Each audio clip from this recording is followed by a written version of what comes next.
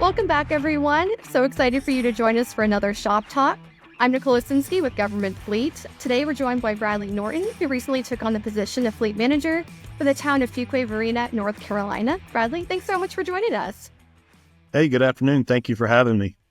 And as you mentioned to me, you are in a very new role. It sounds like there's a lot going on. It sounds like a lot of exciting things. So I'd love for you to tell us a little bit about the role, the fleet, and just how things have been going.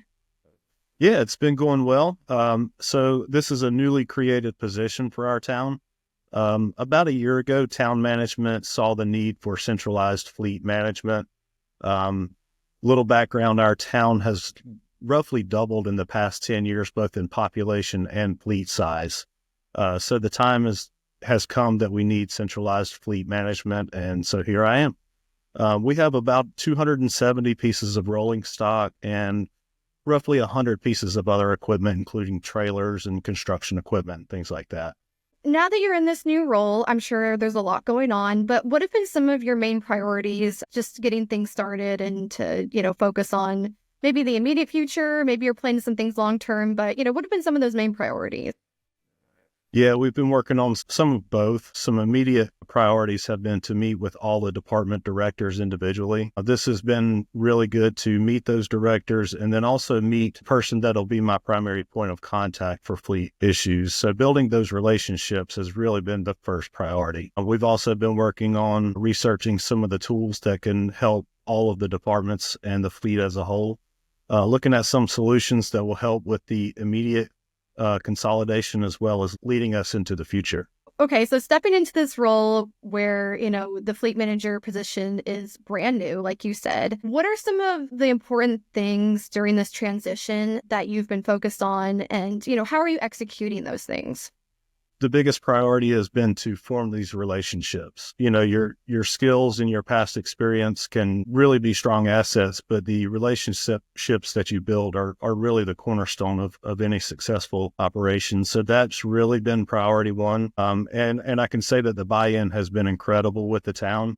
The various departments really do see the need for some centralized fleet management. And I've just had nothing but incredible support from everyone that I've worked with so far. Yeah, I think that's super important. I've talked to a lot of other fleet managers who talk about relationships and just how you can do the job, but it's going to be so much better if you do have those people around you and you build that community. What are some of the biggest challenges taking on a new fleet management role? And maybe they're not so much these huge challenges, but maybe it's some little things. Yeah, and it really is the little things. I think the challenge that I've faced so far has just been finding the missing pieces, some little data points that may be slightly inaccurate or, some missing VIN numbers and things like that. So really just kind of finding those missing pieces has been a little bit of a challenge. But again, by starting with the relationships, finding the pieces that I need has just been I've had great success with that by knowing who to reach out to get that. And, the parties that I'm working with and the key stakeholders, they understand what I'm trying to do. So finding those missing pieces has really been pretty easy, but it has been something for me to overcome.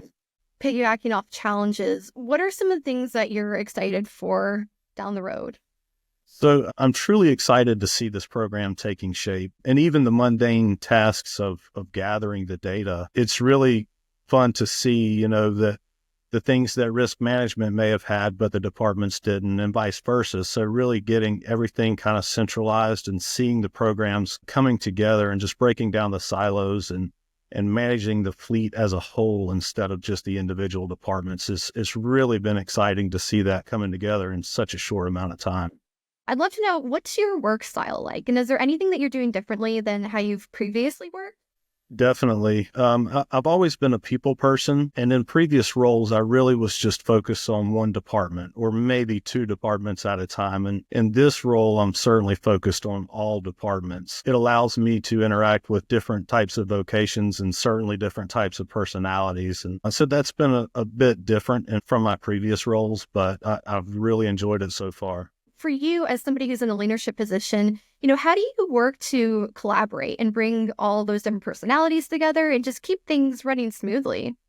Having the approach of, say, an equipment operator versus talking to a police officer about the different types of equipment that they need and the different, obviously very different roles that they do. I'd say the key to that is just listening to what they need and making sure that they're hearing you and you're hearing them, and that allows you to make sure that they have the tools that they need to do their job. From your experience, how would you describe the fleet manager's role today? I do think there's been a lot of changes in the expectations. Previously, I think that shop managers or fleet managers were just there to manage the shop and manage the data. But I think that our stakeholders now really rely on us to be forward thinkers. They expect us, especially in a town like ours that's growing at such a rapid pace, that they rely on us as experts to have solutions for this growth before it becomes a problem. Working with the key stakeholders and working with our vendors and technology solutions to bring those answers to them before they even realize that it's a concern, to advance the fleet into the future and not just repairing what's right in front of you. It seems like there's a lot more that encompasses the fleet manager role than previously. Yes, absolutely. And the more you advance in your career, certainly the more responsibility you take on, and the breadth of the work that you do and the people that you work with really expands tremendously. Again, you go from, as a technician, you may be focused on one piece of equipment. And as a shop supervisor, you're focused on a group of equipment. And then as a superintendent, maybe you're focused on one or two departments. And now as a fleet manager, you're focused on an entire fleet and an entire range of departments and the public. We do work with the public from time to time. And as this advances, our responsibilities certainly grow and the stakes get higher and higher to make sure that we're doing things the right way and that we're responsible with taxpayer dollars and doing things the right way with that. For other fleet managers out there who are starting a new role, maybe it's completely new like this one is, or maybe they're just transitioning into a new position with a different fleet. What's one piece of advice you would have for other fleet managers who are starting a new role?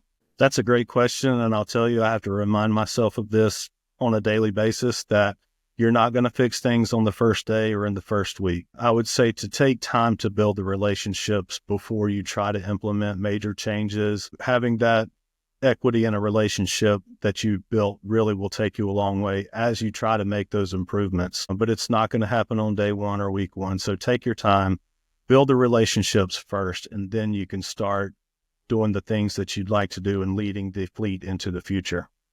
What's one thing that that viewers should be looking out for your fleet and keeping an eye on down the road? That's a good question. I would say looking for opportunities for improvements or for growth. So one example, working with my management team, is we're already identifying areas that we could possibly look for new technologies or new types of vehicles to improve things like idling and fuel consumption and things like that. So, being open to new ideas and being able to rely on your relationships that you've built to be able to sell those ideas that truly add value to the team and to the fleet. I think that's relying on your experience that you've gained and things like that you can make real improvements to your fleet and to your team. But again, we've said it several times today already, but having those strong relationships is really the cornerstone of that being successful.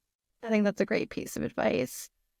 Well, Bradley, I just want to say thank you for joining us, but you told me you're having a bit of a snow day today. I know by the time this comes out, the snow will have hopefully dried up. We were joking about it earlier that 2 inches can shut down the state. So we did get a little bit more of that, and certainly some areas got a lot more than that, but we're keeping the town running and successful, and we'll be back in the office soon. Well, for all you fleet managers out there watching, I'm sure you can relate, for whether you're in the snow, whether it's raining or something else. As we said before, the role of the fleet manager is ever changing, and you're always having to pivot from day to day, trying to figure out new ways to solve problems, even on a snow day. Bradley, I just want to say thank you again. This has been just wonderful chatting about your role, the fleet. And like I said, we're going to be excited to see what's happening down the road and what you guys get up to later in the year.